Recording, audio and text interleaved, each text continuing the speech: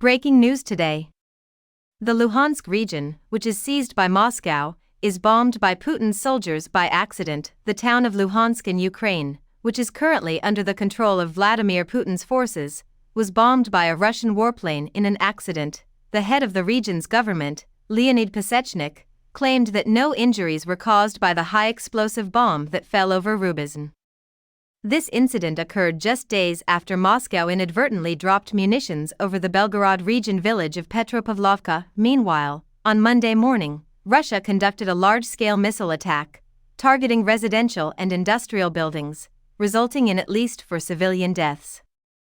Nearly the entire country of Ukraine was placed on air raid alert for over 3 hours. Officials in Zaporizhia and Kharkiv were among those who reported injuries, while others claimed to have been hit by a massive strike. The Ukrainian Air Force declared the country was under multiple waves of cruise missile threats and, in some locations, ballistic missiles.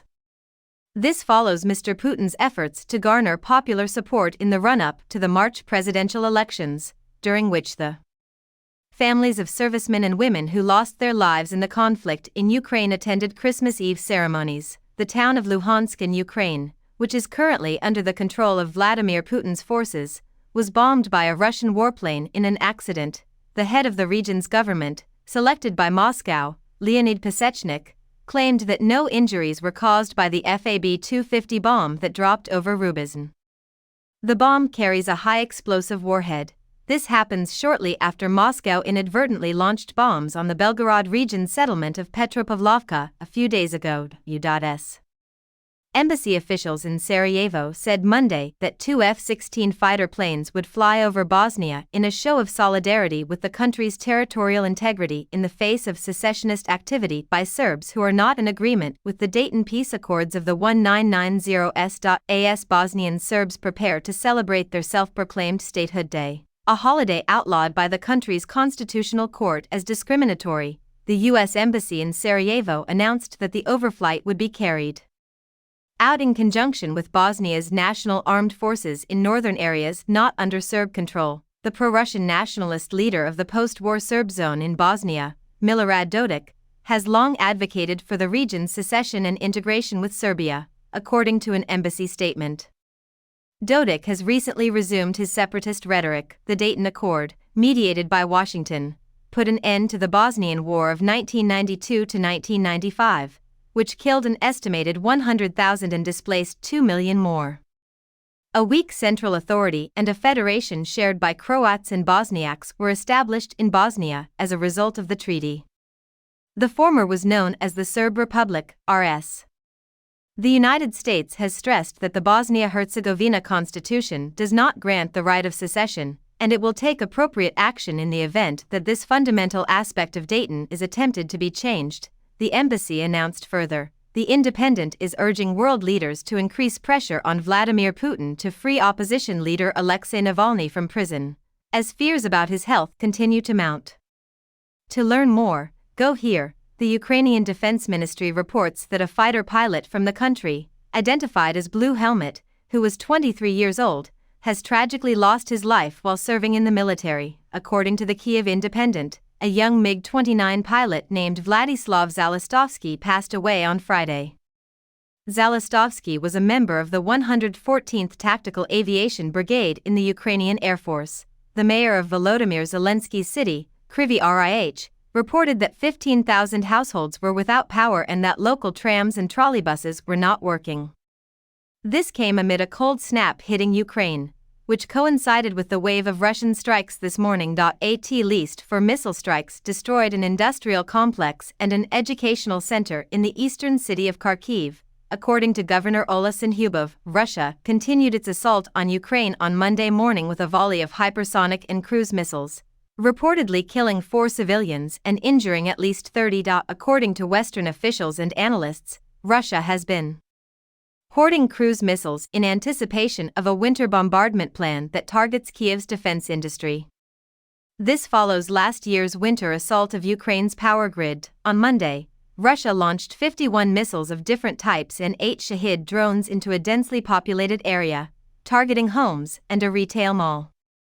Valery Zaluzhnyi, commander-in-chief of the Ukrainian Air Force, announced that all of the drones and 18 of the cruise missiles were intercepted. Russia's defense ministry maintained that its forces attacked what it referred to as facilities of Ukraine's military-industrial complex with precision long-range missiles launched from both the sea and the air, including Kinzhal hypersonic missiles. A woman was killed and 24 others injured in a missile attack in the southern Dnipropetrovsk region, just outside of Kryvyi Rih and Novomoskovsk, respectively.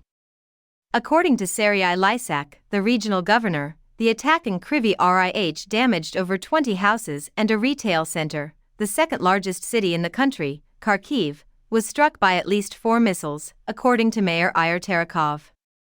1 person was injured. According to regional governor Ola Syniehubov, who issued a warning that further individuals might be trapped, a woman who was rescued from the building's debris eventually passed away. At least 6 explosions were heard during the morning missile attack in the Khmelnytsky region of western Ukraine, and authorities there reported 2 casualties.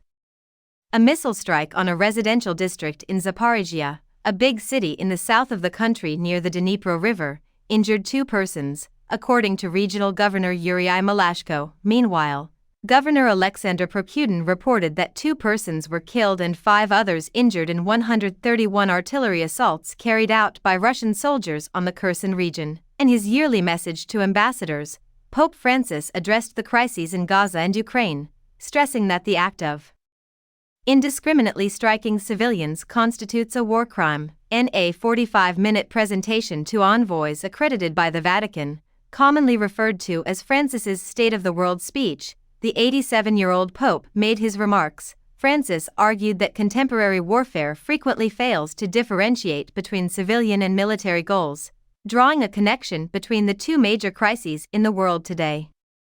The civilian population is indiscriminately struck in every fight, he claimed. The current situation in Gaza and Ukraine proves that beyond a reasonable doubt. It is not enough to just identify instances of serious breaches of international humanitarian law, we must also take action to prevent such violations from happening in the future. The only way to ensure the defense of human dignity in situations of warfare is for the international community to make a greater effort to defend and implement humanitarian law, he said. According to the Ukrainian military, the settlement of Andrivka in Donetsk is being defended against Russian attempts to encircle it. Our soldiers are steadfastly holding the defense, causing the invaders significant losses, stated the General Staff of Ukraine's armed forces. The enemy launched 6 attacks near Novobakhmutivka and Andrivka, and the defense forces repelled 15 more near the Pervomaysky and Nevelsky Donetsk regions during the past day. According to his mother, a Ukrainian poet who had volunteered to fight on the front lines against Russia's invasion has died. Poet Maxim Krivtsov's death was also confirmed by the Authors Union PN Ukraine. His mom, Nadia Krivtsova, sent a heartfelt message on Facebook. She penned the words, "My dearest son will sprout violets," referencing a poem written by him.